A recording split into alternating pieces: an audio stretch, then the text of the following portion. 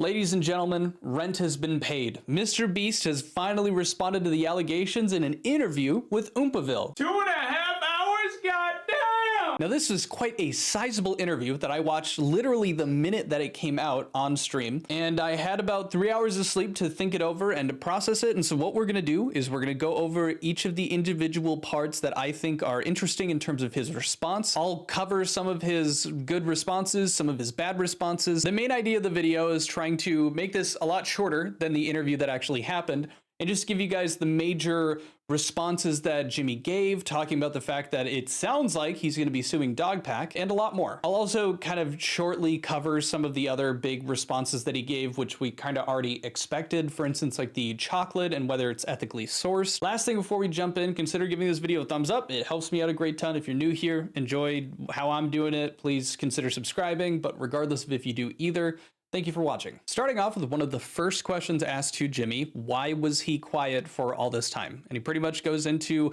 essentially a TLDR saying, the investigation asked me not to. I wasn't expecting the investigation to take so damn long, but that's why I had to be quiet. And I'll show you guys a quick little clip from that. The Ava stuff came out and I put out that tweet. We hired the investigators to go look into it. And part of that investigation is they recommended that I not talk about drama or really do anything online because it might influence, witnesses or any people they might interview or ex-employees. So it's a little unfortunate because I told them, okay, I'll wait till the investigation is over. I believe that was literally like a week before the Dogpack video came out. And then truthfully, just in transparency, I've never done one of these like big investigations before. And in my head, it was gonna last like 2 or 3 weeks. It ended up taking a couple months. Apparently combing through all the documents and doing all the interviews and everything just took way longer than I thought because I've never had to bring in a top tier law firm and a former federal prosecutor and let him, do this really big thing. And so that kind of concluded a couple weeks ago when I put out the tweet of the follow-up. Yeah. Like that was the day I got the conclusion of it. And I was like, okay, in transparency, I'll throw this out. So up until that point, it was, I told Quinn Emanuel that, to protect the integrity, I wouldn't do anything or engage in any of this drama. I mean, truthfully, I've never been in a situation where people have thrown this much stuff at me. And I definitely could have handled it better. Like I probably should have, like the second I could have talked, like, I don't remember the exact date, 2 or 3 weeks ago when we put that report out. Probably should have done something like this right then. If I could go back in time, I would. So again, nothing crazy. It makes sense. It was kind of like with the investigation, how they had, in a similar way, had reached out to Dogpack, asking him not to comment on it, except MrBeast, of course, or Jimmy is the head of MrBeast, so they didn't want him to make any public statements. That makes a lot of sense, so nothing really crazy here. So I'd say the first highlight spot is in regard to Delaware, where the first part of it is him talking about how, yes, the Delaware about him, he never, called Delaware for the reasons that, Jake had talked about in his interview with Dogpack, but it was just what his name was that entire time. And then his reasoning as to how he got hired, etc., is an answer that still leaves a few questions. So at the very beginning of this interview, he only talks about the name Delaware, but then around the 2-hour mark, he actually does get into the actual hiring of Delaware and whether he knew if he was an RSO or not. What people are envisioning is completely different than what actually happened. Yes, I did hire him, but for the context around it, I hired him when I was 19, so I was a teenager. And this is kind of leans a little bit into what we were talking before. This was back when it was just a couple of my friends from high school and my mom. My videos were getting bigger. I needed more help. And so I walked in because I'm dumb. Like I probably should have gone on some site and hired people who had production experience, but instead I walked into my local Best Buy and I just hired multiple people. Obviously, when I was a teenager, I didn't know what a background check was. And I just hired a couple people there that wanted to help me make videos. One of them was the person named Delaware. And no, I did not know he was a registered sex offender. There's a rumor that's gone around that said that he sat me and my mom down and told us. Obviously, I don't remember that happening. And when I read that tweet, the first thing I did was I called my mom and I was like, hey, this is like 7 or 8 years ago. Just put this in context. 7 or 8 years ago, not indicative of my company today, but I was like, did this happen? Because someone's claiming this happened. My mom said, I would have literally quit or honestly probably shut the business down before I ever let my teenage son hire a registered sex offender knowingly, which I have a very protective mom. So, I mean, even if you don't believe me, you should at least believe that. I feel like it's not absurd to believe that my mom wouldn't have knowingly let her teenage son hire a registered sex offender. Like that just doesn't even, like, in what world does that even make sense? So what he said here was essentially, I don't remember having this conversation that Jake the Viking has said that we had. I called my mom and she said, no, that would have been bad. I would have, ended the company if I let you hire an RSO. Now, for each of these key points, I'm just going to present you with two, opposing ideas about what to make of that. It's going to be charitable, less charitable. Charitable take here being, okay, yeah, why would he logically hire an RSO Especially, why would he do that knowing that they were? And naturally, if, you were sat down and your mother and you were told about it, you wouldn't move forward with it. You're asking for your company to get ripped down in the future. That does make sense. Less charitable take. Of course, his mom is gonna say no in some way and discredit this and say that this is crazy, because why wouldn't she? She's taking care of the company and her son by covering for that. Another piece of this point has to do with, a few of the other, former employees, the one most specifically to name being Matt Turner, who was on an interview with the H3H3 podcast, I believe is the podcast or video, where he talked about the fact that everyone knew about what Delaware had done. In which case, if you believe Matt Turner's testimony about when he was working at the company, then that brings this point more into question about how Jimmy wouldn't have known that he was an RSO even whilst he was working there. I'll leave that up to you guys. I think there's just still more pieces of this that were kind of left unanswered. And again, it's just an interview, a chat between, Oompaville and MrBeast. I went into this under the assumption that Oompa was going to ask him, quote unquote, softball questions just so that he had a place to respond to allegations. And I couldn't have imagined that he would have been hypercritical or been interrogating Jimmy through this. Next up, chronologically, I want to talk about the investigation, because I think a lot of people were divisive about this with it, oh, you paid this company to investigate yourselves and you found yourselves not guilty. And I saw that a lot on like Twitter and stuff when I had originally covered it. Jimmy's response to this one specifically did make a lot of sense, so I wanted to include it in this video. You found yourself to be innocent. Of course, you paid a law firm to find yourself innocent. I saw those memes, yeah. There's the big meme. How would you respond to the allegation that the investigation was biased from the start? Yeah.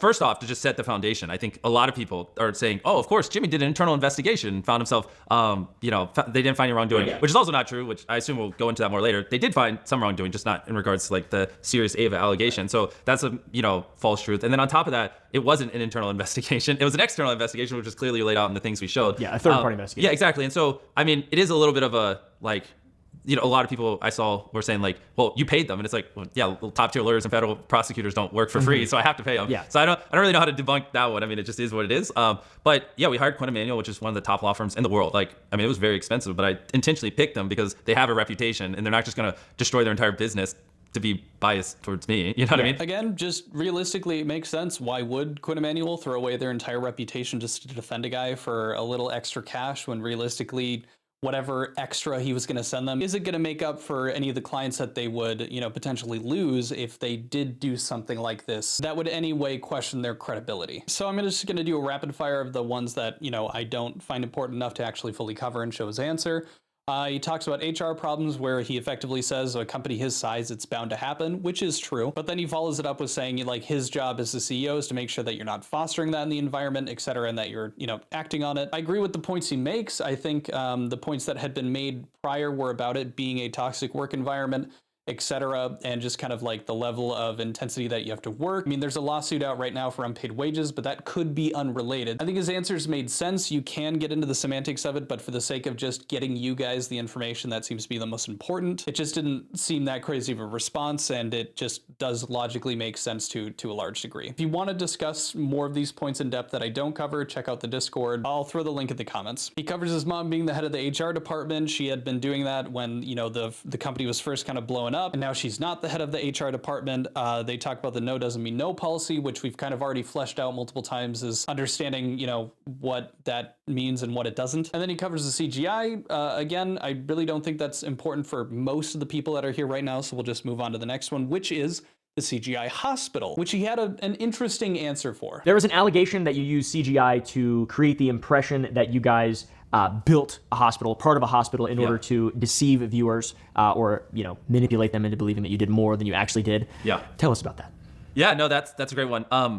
Honestly, truthful, dumb mistake. At the start of one of our Beast Philanthropy videos, they were trying to show what this like building looked like in the past, and in the past that hospital wasn't there, so they removed it in the editing. Which and this was just like a small part of it. This isn't even like the point of the video wasn't that we built this hospital or whatever. There was just a shot at the beginning, but some people saw that and like thought we did build it, which is not the intention, and so it's just a dumb mistake. Like trust me, when I saw that, I talked to the editors. I was like, come on, like, I have 100 editors, and obviously we have a bunch of different channels and things like that. So it's hard for me to like speak with all of them, but it was just a truthfully a silly mistake. We never said we built that hospital or anything, but I could see how some people might perceive that we were trying to like give off that we were. So yes, MrBeast, in response to the editing of the hospital not being there, is because an editor saw that the hospital didn't exist, so they just removed it. And this is where my bias comes into play. This is more of just my take on it. That seems like colossally stupid. I don't know. That would be like one of those HGTV restoration TV shows where they're like, look what we did to this house, and they show the before and after, and because the house was only built like 2 years ago, they just show like an empty lot, and then the after is it all cleaned up and looking really nice. On one side of it, I'm blown away that it took them this long to figure that out, and that it got through however many checks it does to post a video like that, and everyone was like, yep, looks good, which is just like, that is really dumb, and like the implications for that are pretty insane, and I think pretty readily perceivable. But on the other hand, I don't think it was like Jimmy saying, hey, make sure you edit out the hospital so it makes it, look like we did so much more. Next up, they go over the 100 girls versus 100 boys video, where he talks about the fact that COVID existed, and it wasn't like they were just going to pick up people off the street and use them, although technically he could have. But they instead, pulled in employees and stuff and threw them into the challenge just so that they had enough people. We've kind of covered this before already multiple times, just like, hey, just be transparent about it. And the response is, well, there was a podcast. For me personally, I just think it's important that you're transparent about those things so this kind of allegation doesn't come back to bite you in the ass. I think that it's important to just, keep it $1.50 if you're like, hey, a bunch of people got COVID, so we had to throw some employees in, and they had no idea. You can make something cool out of that. You can be like, look, these employees about to get a bonus just for existing in this video. Wow, super cool. And I think that not being transparent about that just ends up making you look bad in the long run if it ends up being caught out. But I will say it doesn't seem very nefarious. It's just a point of, again, transparency, which you're gonna see as a recurring theme throughout this video. Now we're jumping ahead to Soggy Cereal's video, where Jimmy talks about Soggy's video and the thread that he had posted saying that he felt disgusted and used by MrBeast for him, sharing it out to a bunch of content creators. Yeah, he has criticized you today and last night, I think, to sort of timestamp when this video is being recorded so people know. He said, Soggy has criticized you sharing his video with other YouTubers as a way to shield yourself from criticism, like deeming the video to people. He also expressed feeling used by you, given that you used his video as a strategy to gather favor from the public, which, that's pretty wordy. It's like it just happened today. It's got to be something like, how do you feel about him feeling that way? I mean, I interpret it as him just trying to be honest with his audience and just expressing how he feels. And I think, obviously he probably, in his head, if he was even being more honest, he'd probably be like, Jimmy, why don't you just say these things? Why am I saying it? And I think, obviously, now that I'm here and doing this, that will alleviate it. But I can see how it feels like. Obviously, I saw that video and it, disproved. I mean, there are some things in there I don't agree with, and he does go pretty hard on me, so which people seem to forget. But there are a lot of things in there that he disproved, and yeah, I mean, I got excited and shot it over to a bunch of creators who covered the false information, and was just like, look, I could see how that looks like I'm hiding behind it. Luckily, I'm here talking to you, so I don't think that will be a problem anymore. But obviously, he's not, when he tweeted that, he doesn't know we were doing this, doesn't know this is coming out. I mean, he might now. I don't, you talk to him, but yeah, so like I don't blame him. You know what I mean? It's a reasonable thing. Like I think if I were to read a little between lines, he's just saying like, I don't want to be a shield. Jimmy, say something. You know what I mean? Like actually go address things. So I think either way that you look at that response, I mean, realistically, either, he was told to by a PR team to do that, or, that's also just kind of mixed with, if you were in the position of Jimmy, wouldn't you want something that is kind of defending, or I shouldn't even say defending, but bringing down the person that has put false allegations to you, repeatedly. And let's not beat around the bush. Dogpack did do that multiple times, or omitted information, etc. That doesn't, dismiss some other points that either weren't addressed in this video or were addressed, and we're going to talk about them. But when you have a piece of content like Soggy's video that goes in depth about a lot of those points and debunking them, why wouldn't you send that to other big content creators and being like, hey, take a look at this. You weren't so sure of me, prior to this, and I want this information to get in front of you. I mean, truly just, I think, whichever way you shake it, he is, at the end of the day, a human being. It's going to make sense that he was, very upset and ruminating about this. And when he saw something that was, put together, hour and a half debunking, a lot of the information that was put against you in a very negative way, you're going to want people to know about it. Again, I'm not defending him. I'm just saying, let's use our critical thinking skills. It's not that much of a leap. Put yourself in his shoes. I think anyone that would have the connections like Jimmy does would do the same thing in response. For me, I just don't think it's useful to get into the semantics of, yes, the PR team could have also asked him to do it or help him coordinate it in some way, but at the end of the day, it still just makes sense that he would do this himself. And the fact that he is doing an interview is, a step in the right direction. On to his next response, talking about the illegal lotteries, or specifically the first one that even Soggy agreed was illegal. Soggy's video, he sort of, I think, disproved 2, Yes. and then 1 he still believes was an illegal lottery. Yes. Do you believe that you ran an illegal lottery? Did you believe at the time? What was your mindset? Did you check with the FCC? Was there any compliance, any steps taken to prevent this? What is your just perspective on that? Yes. So I don't think we did. I have people looking into it and like trying to pull the footage and figure it out.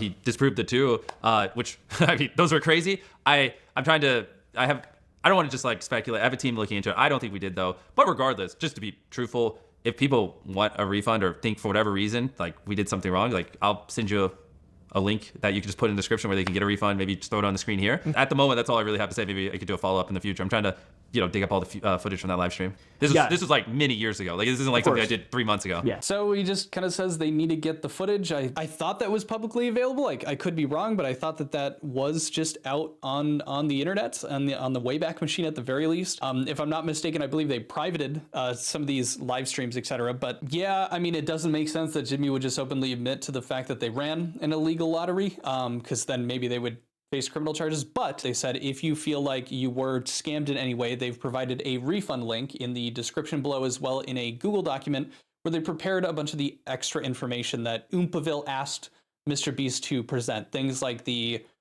document from the investigation that found them, mostly not guilty, but not everything. Some of the Reddit threads that Jimmy had talked about earlier, where like anyone that was defending him was getting deleted, proof that they have an anonymous tip line now, etc., things like that. So if they did run an illegal lottery, I'm glad that the people that, potentially do feel scammed or that were, are able to get a refund. Next up, probably one of the bigger highlights from this interview, MrBeast says he's probably going to sue Dogpack. Are you going to sue Dogpack? Well, there's tons of examples of him intentionally manipulating things to not be true and posting it online.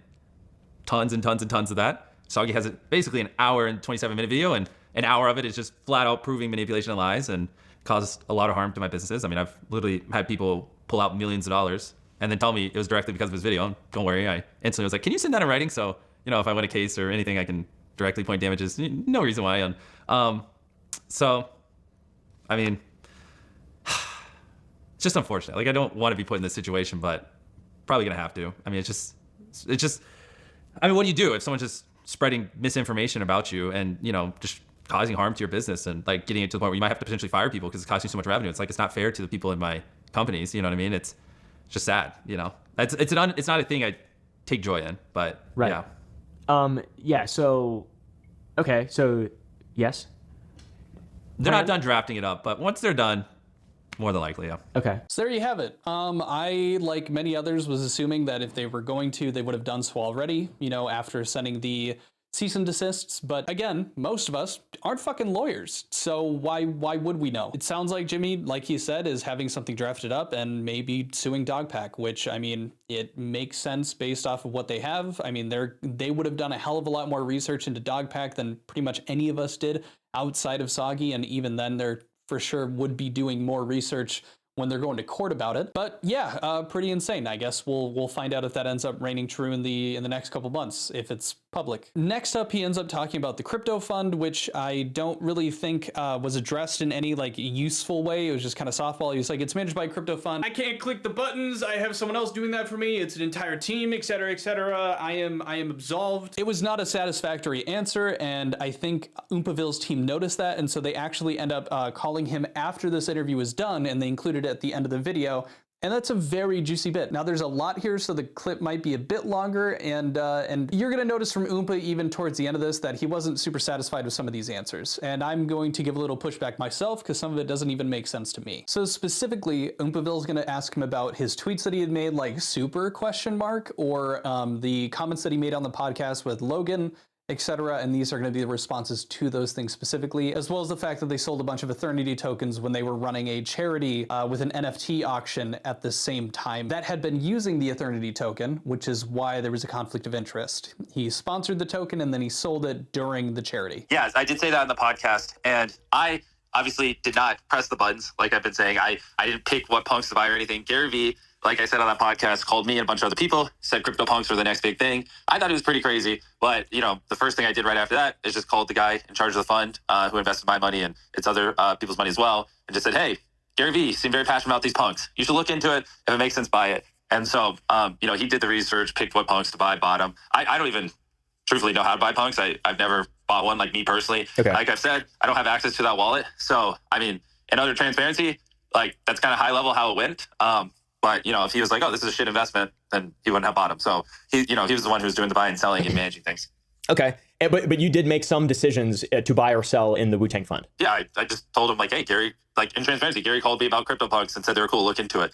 So at the end of the day, bro, I don't fucking know. Like I don't know which punks to buy or which ones we should buy if it's a good investment. Like that's why I put the money in a fund and had professionals managing it. Gotcha. Okay. Yeah, they're stupid as shit. I don't like any of the NFT stuff. I'm glad that's all kind of come and gone now. Now, as we go through the rest of his responses in regard to the crypto stuff, you're going to see a lot of this consistent. Well, it wasn't me making, the decisions finally. So it's more of me just saying, hey, you should look into this, research this, and then, make your own decisions. But again, it just kind of feels like he's deflecting the blame onto the team that he's hired and is working for him to run this fund. So it feels a bit weird. And that feeling is going to continue throughout the rest of his responses in regard to this. Okay, so next is the super tweet, the super coin tweet. For context, on May 12, 2021, you, MrBeast, tweeted in response to it was an Elio Trades tweet. There's a gym sitting there on the market at an eye-watering price set to explode during DeFi Summer 2.0. And then you responded by saying super ? With a crazy emoji. Yep. So why did you not disclose that you had a vested interest in the coin that you were tweeting about, super ? Well, I replied to a tweet, so I didn't tweet it out. And I think a lot of people, that are just getting second hands of the story think I literally tweeted out, go buy super, go buy super. The fund did hold some super. And I just saw that was the owner of Super, the guy who made the coin. And I just went scrolling through Twitter, just replied Super to his tweet. I did not tell people to buy Super or anything. I just replied Super. And I know the next thing where people are going to go, but this was a planned coordinated thing. It wasn't. It's not like I'm on the phone with the people managing the crypto fund going, hey, I'm about to reply Super to this tweet. Like I just was scrolling Twitter and I replied Super. And I highly doubt anyone bought it because they saw me reply Super to a tweet. Just to be honest. So I didn't think too much of it. Obviously, though, in hindsight, I could see how people might think that is a weird look optically. And so I wouldn't do it. But I really don't think it's that malicious. Like if I just flat out tweeted, I think super is the next big thing. Go buy it. Super. I think this is a different conversation. That's the kind of stuff actual people do. So yeah, I kind of just want to give a little pushback here because I think that was a really dumb answer. The people that were getting the second hands of the situation were what Oompa just described, that he had responded to a tweet saying this eye-watering, thing for the summer, and he went super. A day after his fund, not him, had bought a shit ton of the coin. For him to act like a response to what crazy crypto is gonna blow up astronomically over the summer and him going super, I don't know in what world he is smart enough to own the companies that he does and run them and dumb enough to not think that is going to have an influence on the market of that coin. That just doesn't line up for me. I could be wrong. Maybe nobody bought the coin, but to act like you don't have influence in something like that feels really, really ignorant. At best, and at worst, he's lying right now. I don't know which to make of it, but his answer doesn't really seem to make sense. And feigning, just this, what would happen kind of thing. I don't know. His answer just kind of rubbed me the wrong way. I will just include, Oompa pushes him a bit more on it, which I do appreciate. And I just want to include Jimmy's response at that point. I'm assuming your answer to this will be that you just didn't think it was important, but why would you not mention that your fund, Wu-Tang, had been selling and continued to sell super on the day and after you tweeted about it or responded to a tweet for clarity? Yeah. So again, I wasn't involved in the day-to-day of the fund. If you look at the sell charts in that report, they were selling, I believe off the top of my head, months prior or then months after, it looks like the fund was just dollar cost averaging it. So there's really no correlation to my just little response to a tweet and what the fund was doing. It's kind of the same answer as before. I just replied to a tweet clearly it wasn't a coordinated thing. So he reiterates it wasn't a coordinated thing. They had sold Super in the past, but again, you bought it, the fund bought it a day before you put out that tweet. You referenced that it might be the answer to the question the person asked about some crazy mouth-watering crypto that's going to blow up over the summer. It doesn't really add up as just being like whoopsie, just a tweet. But I'll let you guys decide that. It's just my thoughts. And finally, regarding the crypto, he's going to talk about what I had said about earlier, the charity where they had sold a lot of the crypto that the charity auction was on during the auction that was running. And involves a lot of stuff. So I mean, maybe you would want to reconvene with like receipts or evidence or whatever, but it's the crypto charity stuff, Team C's Eternity. Yeah. So, I mean... that one, Eternity gave us NFTs to auction off for Team C's. Only one sold after a day, I believe, and that was it. And then, it looks like the fund sold 27 days later, a little bit of Eternity. It was not combined or planned or premeditated in any way. I mean, honestly, the charity auction was a bomb. It only raised $7,000. No one cared, so it didn't really do anything. That's kind of the full story. There's nothing nefarious there. Yeah, it sold $2 million of the earn tokens. Yeah, I mean, I just for this one, I feel like this is a valid criticism, and this doesn't make you like an evil scammer or anything. I don't believe, but it's like this kind of stuff, transparency in regard to this kind of stuff. It's just super, super, super important. And you are the charity guy too. I mean, like if anybody, and like we talked a lot about the philanthropy stuff and how CGI has gotten you in trouble and had a net negative in your charitable doings. I feel like this is one where the criticism is valid in regard to charity, and it is a good example of philanthropy stuff that probably should have just been done differently. It seems like a big problem to me, you being the charity guy. And this is, once again, to give you the benefit of the doubt with all the philanthropy stuff that we spoke about last night. I think all that stuff is huge and massive. But as the charity guy, if your fund is privately making like millions of dollars during a charity drop that your name is attached to, even if so again, that I would say is not fully correct. So the charity drop happened. One sold, the other ones weren't selling. No one cared. So there was no selling of NFTs to raise money for charity anywhere near where the fund was selling before or after. People could technically still have bought those NFTs, but no one did because it just basically no one cared. So I just don't feel like that's a fair criticism. Like they gave Team C some NFTs to raise money. One sold, no one cared, and then it just basically died. And then just under a month later, it looks like the fund sold some tokens, completely unrelated to all of this. So it's not like this. Whereas a charity drop that was selling hundreds of NFTs a day, and in the middle of all of it, they sold some earn tokens. It's like one NFT sold, raised money. The charity, sell just basically died. It's not going up. No one's buying it. No one ever buying it anymore. And almost a month later, it sold. So, I mean, if anything, it looks like the people in the fund were being cognizant of it and paused selling and waited till long after it ended to do it. You know what I mean? Okay. Just to be clear, though, you keep saying a couple coins or you're downplaying it. It's $2 million of earn tokens. That's quite a bit. That's like a lot of money. Of course. And obviously not all of it is mine. It's the fund. But it was also known that my fund was invested in it, and I was a part of the fund. So it's also not like it was hidden that we were invested in Earn. Like that was public information. Right. Cool. Yeah. You just, maximum transparency there. It's like if there's any other information you want to send in regard to that, I've got the DMs of from Nick Rose, the CEO of Eternity Chain, talking about that there will be a 2-month auction for charity, and that quote unquote MrBeast is supporting both drops. Which obviously that's not you saying that is this guy, but yeah, it's just something to be super transparent about. So it was a bit of a longer one, but again, I think Oompa does a great job of reiterating, hey, no, this is quite a large sum of crypto. And I'm a bit confused because Jimmy makes this point that it was dead in the water because only one of the NFTs sold. But we have to keep in mind that this was supporting a coin. Jimmy was behind both these products that were using these coins, that being Eternity specifically that we're talking about today. And he keeps pointing to the fact that no one was buying the NFTs, so clearly no one cared. But in my head, and again, I could be wrong, I don't know a crazy ton about crypto, but to purchase an NFT is a much different thing, and you have to be a different kind of customer or a different kind of crypto person with a different type of finance to buy an entire NFT versus just investing into a coin, putting like $100 to the side to invest in a certain crypto, maybe one that you've seen spoken highly about or is attached to a really big influencer where their reputation would be at stake if they screwed that up. And I'm not saying it's a smart decision or anything, but I am saying that people would absolutely be influencing that MrBeast's name and support would be on a coin to invest in that coin. So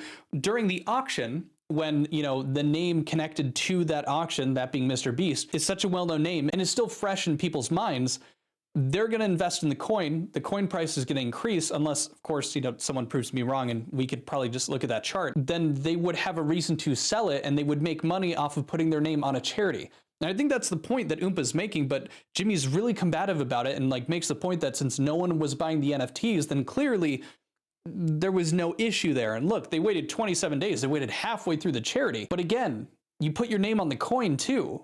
Like the coin's going to go up because you're a big deal. It just, again, seems like completely missing the point either intentionally or not. And I just don't necessarily 100% believe that Jimmy responded to the right things or that he chose to dodge that kind of point itself. Next up, there is a lot of conversation about the charity work. And I just want to say, like, if you want to go watch those points, it's pretty much the second half is mostly him talking about the charity work and how it's been impacted by Dogpack's videos. Sponsors have pulled out from them. He kind of blames Dogpack being the reason that people can't walk because they couldn't fund that like event or that video for Philanthropy, and it just kind of leaves a sour taste in my mouth. It's like, yes, you've lost this money. My fiance just offered me to eat mashed potatoes. I want to be in the video. Sorry, say hi to my fiance. That's a pretty good mashed potato. I lost my train of thought. I just think that just putting the blame on him instead of just being able to fund it, which I truly think is just a tiny ass % of his company to make that work. I think just putting that on Dogpack, that people can't walk, is a crazy extrapolation of the fact that he's made them lose millions of dollars. I think that is a very, good point to make, but to tie that into saying that Dogpack or the hate that he's received or the misinformation, disinformation, however he wants to put it, is directly resulting in people not walking is a crazy leap to make. But yeah, he covers that in a variety of ways. He also talks about how Dogpack was considering the Antichrist, which was also just not true. He was saying that he was doing that. Oompa kind of entertained him with this, but again, just to reiterate, he did remove it from his video, but he was saying that people at the MrBeast company were saying that they think he's the Antichrist. Dogpack was not making that claim himself. But again, the charity's information and finances are public because it is a nonprofit, so he reiterates multiple times that you can check that out yourself. He talks about Team C's and how they did a crazy amount of good for that. Again, globally, that is insignificant. Make sure you throw away your trash. Make sure you recycle. It's going to do better for your community.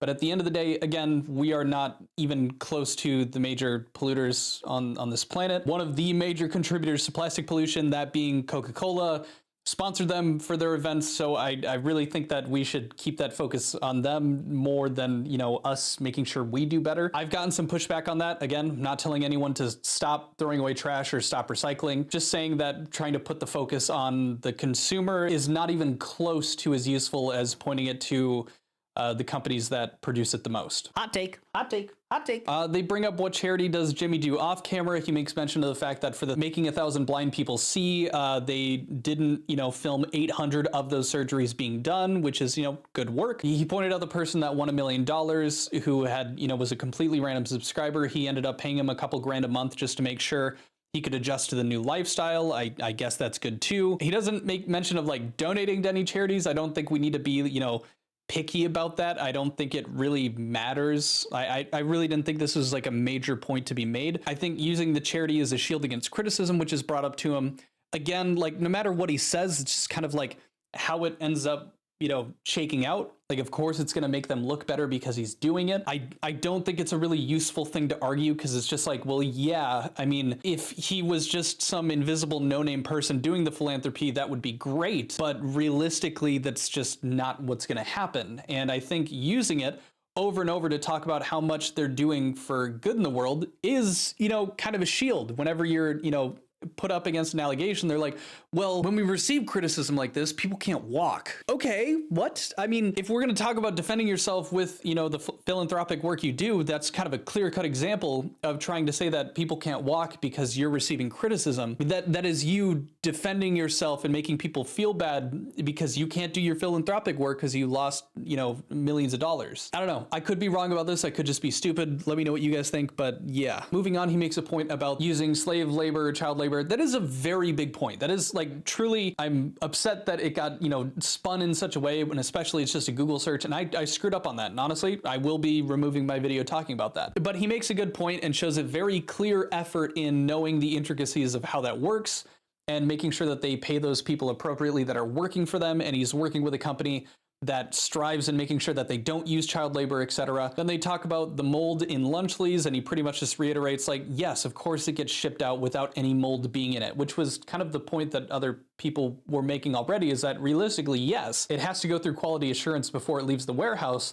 And it's more like, is the packaging, being done properly so that after it leaves the warehouse, it doesn't mold earlier. But even I was watching a Nicholas Diorio stream, and he's actually worked at a supermarket, and he makes the point that yes, like the thing that happens, sometimes people will pick up, a refrigerated item and then go drop it somewhere else, and then it'll be left out, not refrigerated for a couple hours. And then a grocery worker will come over, grab it, and then just toss it back in the refrigerated section. And it's probably gonna mold because of the time it was spent outside of it. So again, I think he makes a good point in this.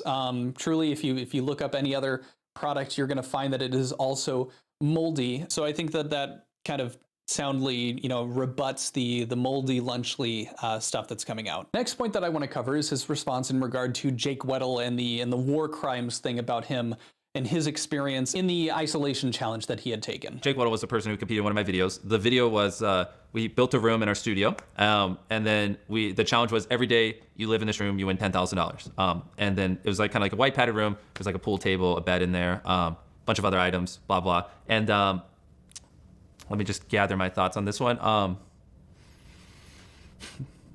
do I want to say? I think the best way to talk about this is to also talk about how we did similar videos with other people, because one of the things is like multiple people can do the same thing and experience it differently. That's what's a little tricky about these like contestant-based videos. I can never know 100% how something's going to affect someone, right? So similar to the Weddle video, I just want to lay the foundation before we go in specifically to that. Similar to that, we also did a video where we put did you see the video where we put two people in a room, Bailey and Susie, 100 days trapped together? So one thing that Weddle struggled with was the lights being on, and he mentioned that in the video. But Bailey and Susie, on day 20 of 100 Day Trap together, I offered to turn the lights off for part of their prize pool, and they said no. And like the lights wasn't, I mean, I'm sure it was difficult, but it wasn't like that big of a difficulty for them. What I'm trying to say is you never know how someone's gonna react to something, right? It's impossible to fully predict. And so that's one of these variables of these challenges, which is why we give people the ability to quit, you know what I mean, or to leave at any point. And so in his video, he went 11 days, won $110,000.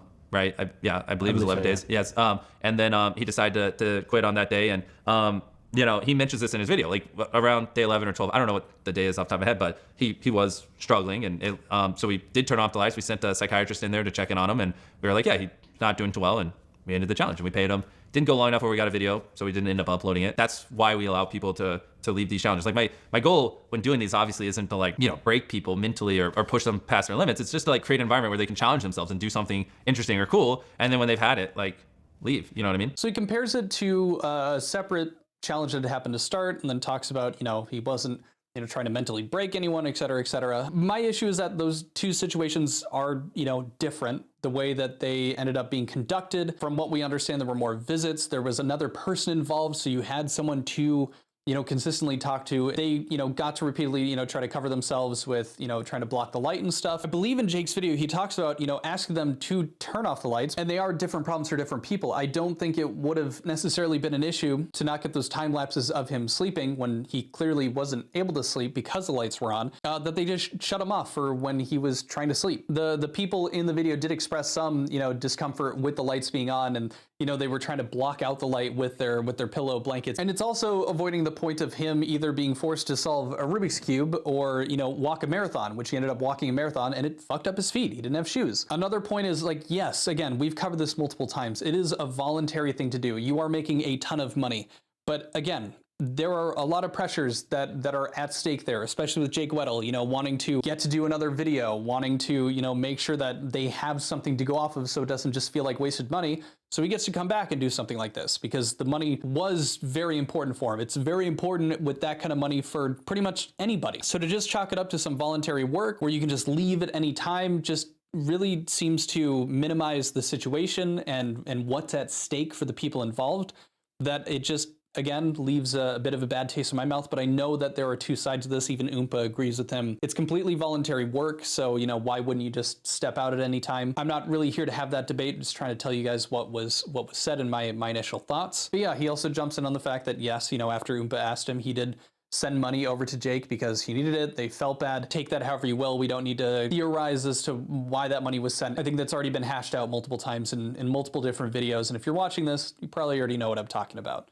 If not, go check out my videos. Go check them out. Shameless plug, please. Next thing that we're going into to wrap up is talking about the MrBeast games, which I was very excited to see him talk about. He doesn't end up really going into very much detail because there is a current lawsuit in regard to 5 former contestants on that, but I'll show you guys the clip. You know how litigation is. Obviously, I'm not allowed to talk about it, which is a little... There's a lot of things I want to say here. So this is good. On the lawsuit, so for context, what people have, 5 anonymous Beast Game employees, or not employees, 5 anonymous Beast Game contestants submitted a lawsuit, and they sent it to the press, but conveniently all the actual claims are redacted, blacked out, so you can't actually see it. And I'm not allowed to disclose what's behind those black lines, but Beast Games, we had 1,000 people. We were doing big stuff, and just like with my normal videos, I'm not trying to say everything went great. One thing that happened when we were filming one part of Beast Games is, you remember CrowdStrike? That was pretty brutal. And so as we're eliminating hundreds of people and trying to get them home, airports all across America are down, hotel room keys aren't working, and that created a lot of confusion, and that caused a lot of problems in our systems, and that was pretty brutal. And I'm not trying to just disavow everything, you know what I mean? There was one woman who, when we were filming, we had obviously tons of feminine care products and stuff like that, but there was one woman who was allergic to the feminine care products, and we didn't have allergen-free ones, like tampons and pads, and she told someone, I don't know who she told, I haven't been able to find it, but I believe that she did, that she was allergic, and they didn't obviously do the logical thing, which is tell us or just drive to the local Walmart and buy some and give it to her. And so she wasn't able to get, feminine care products in a reasonable time, which is unacceptable. And so I learned a lot of little things like that, but I think in general, a lot of it's just been blown out of proportion. People have claimed we didn't use unions because I didn't want to pay people fair money, when that was just a flat out lie. We did use unions, and that there are dozens of broken bones, and which is crazy to think that I'd be 10 people broke their bones, let's keep filming, you know what I mean? That doesn't even make sense. After that claim came out, we literally called 1,950 contestants of the 2,000. We couldn't get a hold of all 2,000. I couldn't find a single broken bone. Yeah, online is being claimed there's dozens. There's so much or even disinformation like that being spread. So which makes it hard for me to just come out talk about things like the pad thing and other things where we did mess up on little things, and there are definitely things we could have done better. But then there's just it's mixed in with all these crazy outrageous claims, and it's just so. What about you not paying people? We gave everyone who showed up. You could literally show up and then a second later leave and receive $2,000, which with 2,000 contestants, that's $4 million. Yeah. And we told everyone they were gonna get $0. This is something this is the damned if you do, damned if you don't. So we told everyone, no guaranteed money if you show up. I'm glad you asked this. No guaranteed money if you show up. You could walk away with $0. But then I wanted to surprise everyone. Gave them each $2,000, $4 million, which it's a lot of money. I could have gone and just bought a mansion instead of doing that. But what's even crazier is then people tried to, not the contestants, but the internet, their theories, tried to frame that as hush money. I gave them all $2,000 to make them happy because we weren't, we didn't tell them beforehand, and to surprise them as they got eliminated. And then people were you just did that because of hush money. And I'm what does that even mean? I also didn't give them legal paperwork tied with it. That says it was just completely baseless. It just shows how crazy people go with the conspiracy theories and everything like that. So there were a couple things there obviously you can't talk about to the extent that, the 5 contestants who put together a lawsuit, the claims that they made against it. He talks about some mishaps with the feminine care product, and he also talks about that they didn't actually have any broken bones, or at least none that he's been able to find, which again, there are conflicting reports on that. I don't think that they are to the extreme that maybe people had said, or, what he's saying that, people were claiming that there were dozens of broken bones. Obviously it would make sense, not only as a moral/ethical thing, which I don't think is the main point here, but more so a financial issue where people, would be suing them for the damages that have gone on. But he also makes this point about giving $2,000 to anyone that showed up. Now, this is again another more charitable, less charitable kind of take that I have. More charitable point being that, yes, okay, he gave $2,000 to each member, and he didn't make them sign anything with it. They were just given $2,000, which is great. Everyone that showed up, even people that, weren't participating, they had no idea going into it. They just get $2,000 for just showing up and leaving. Awesome. And I think that's a good thing. Just, paying people that had come out of their way to go there, and show up. I think that is by and large a good thing. But in regard to it, not being hush money, I'm led to believe that, because $2,000 is a crazy amount of money for most of the people I think that would be showing up to participate in this. If they had a bad experience or not, I think that yes, that would be clouded by the fact that they were also just handed $2,000 just for showing up. Now it is not a legal document saying, hey, we're giving you this $2,000, shut up if we screwed up. But it is are you telling me that if you showed up and some things weren't done or taken care of for you, or a CrowdStrike screwed you over from getting into your hotel room for a couple nights? I don't know if you'd necessarily care too much about that or think about that more than you'd think about heading home with $2,000. So yeah, it's not legally binding hush money, but I think that it also kind of effectively does a bit of that job that hush money does when it's, you know, a large amount of money for the people involved. I also think that, you know, points about people not being able to get their medication and blaming that on CrowdStrike is a bit strange. I think that when people are coming to you and asking for the medications you need and whatnot, and you can't look into a system or something, I'd be very interested to see how that, like, you know, truly played out and how those scripts happened, because I struggle with understanding how people, you know, weren't able to get their medication on time, weren't able to get their undergarments on time because of the CrowdStrike issues. Again, I could be wrong, but it's strange, and I'd want to have more information regarding that situation to go further than that. But on to our last thing that is covered that's, you know, pretty significant. It would be the Shadman poster that was in his house. And I think he gives an interesting response. 8 years ago, back then, I used to have like a bunch of anime posters up on the wall. I'm just like set a foundation for context. We used to have a bunch of anime posters and things like that on our wall in the house. And one day Ava put up this poster that was like an animated character holding a fidget spinner and a gun. Admittedly, it's a weird image. I didn't know who made it. You know, I just kind of assumed it was a meme. I obviously did not know who Shadman was. I've never spoken with Shadman. I did not buy the poster or commission it or anything. Yeah, I mean, to be honest, I didn't really think too much of it because we just had like a lot of anime posters and things up, and it was an animated character that was clothed, obviously. And yeah, knowing what I know about Shadman now, it was a very weird thing to buy. I'm not really sure why she bought it. To be frank, I wish I could give more details. I mean, this was so long ago. Obviously, I don't know the like exact thoughts going through my head, but I just remember, like, I agree, it is a little bit of a weird poster. But I also think, like, you know, I had like Naruto posters up, or I had like Code Geass posters, like random animes I used to watch, and like, you know, I never like reverse image search and Googled, oh, who made this Code Geass anime poster that's sitting on the wall or whatever. I don't. your first instinct when you just see a poster is not to just go, who made that, and deep dive them. So Yeah, are they pals? Yeah. yeah, exactly. So. But yeah, I agree. It's her buying it is very weird, and I obviously, if I had known what I know now, I would have been like, "What the actual fuck?" Yeah, that's fair. Because I also, after all this stuff, I didn't know who Shadman was. I've heard of him a little bit on Twitter and shit, but I didn't know. Total ignorance there. So okay, and that's just one that's important. You know, people, because that's fucked up. That guy is disgusting. And you know, people do care. It's like you've got pedo art, and you were saying you didn't know. That's yeah. It's disgusting. So he says, yeah, you know, it was a weird poster. It was strange. You know, if I knew what I knew now, I would say, you know, what the fuck, Ava? Personal thoughts, it just, I don't really know how to make heads or tails of that. I myself am not an anime connoisseur. I've spoken to a few people as I was live while I was, you know, reacting to this and watching it. It looks nothing like any other anime, especially the ones that he had mentioned, and just the image in nature, if you've seen it even blurred or seen even just the top half of it, it's very suggestive. It doesn't really seem to fit in any anime. They, again, have a gun in their mouth and they're like drooling over it, and it's very clearly like sexually suggestive in the way that it's drawn. And again, if he had some posters like that in the past where it was sexually suggestive in regard to his animes, I could believe him a bit more. But again, just this feigning ignorance doesn't really seem to add up, and it's strange. And the poster, like he said, is very, very strange. And for him to say, you know, you don't just look at something and go, oh, who made that? But I feel like with a poster that's so out of place in regard to what he was comparing it to, like the anime posters that he would put up, I feel like maybe that would be a question that you would ask, or maybe you would see that, you know, a good friend that you're living with is interacting with Shadman online. But that's neither here nor there.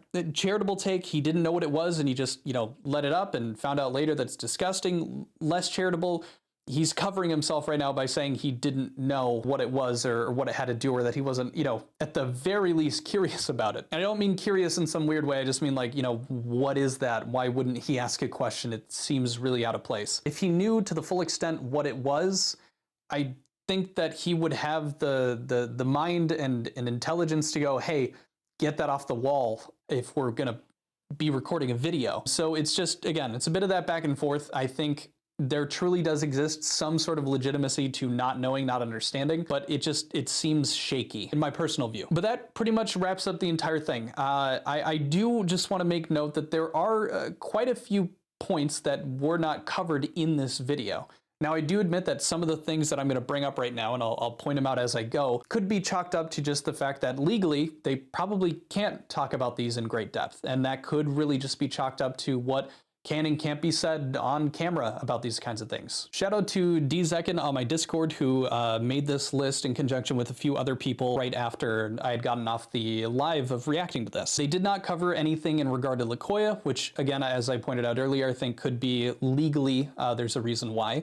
The multiple different gambling instances where Jimmy was recorded gambling on an illegal website in the US, the Adderall distribution by some workers, again, that could be a legal thing, that could be what they found in their investigations. The fake signatures where, again, as Soggy pointed out, yes, it could be approved for the other people to, use his signature and that would maintain the value of the signature itself, but did he disclose that information to the audience outside of the one slip up where someone drew his signature on camera? Again, I'm not a lawyer. The definition for fraud seems pretty broad, not to rhyme, but that, again, another point that was not addressed. But then on to also what I had addressed earlier, the confiscation of clothes, of lingerie, meds in the Beast games. He also didn't bring up anything about the rigging of, some of the games in terms of like, even if it's for safety, like the valve being turned, I think that's less of a point because I do think it would make sense that they would have that set up for safety. And they also didn't bring up another separate house that seemed to have been CGI'd, but again, we don't have much more information about that, and I believe it was a part of another Philanthropic video. I think that those are some of the main points that weren't covered, but I'm sure I'm missing a few which will probably be brought up in the comments. But again, I think overall, it was good to have Jimmy actually talk about a lot of the points that he did end up talking about, and we got information, and now we're able to make our assessment hearing both sides of it, and now finally Jimmy's side, and now we can make heads or tails of each situation. I think that this interview was only going to be this kind of interview where he allowed him to answer the questions that he wanted to. I don't think that Oompa is getting paid in some way or anything to have asked what he did, and he proved that, in the call after, he asked more of those hard-hitting questions, which is important. But at the end of the day, I do think Jimmy is going to have to address some future stuff that just wasn't covered in that initial interview. And realistically, hopefully it will happen. But that's it for the video today. If you guys enjoyed it, again, consider subscribing if you're new and you like this kind of stuff. And I'll see you guys in the next video. Adios. See ya. Bye. Get out of here. Adios.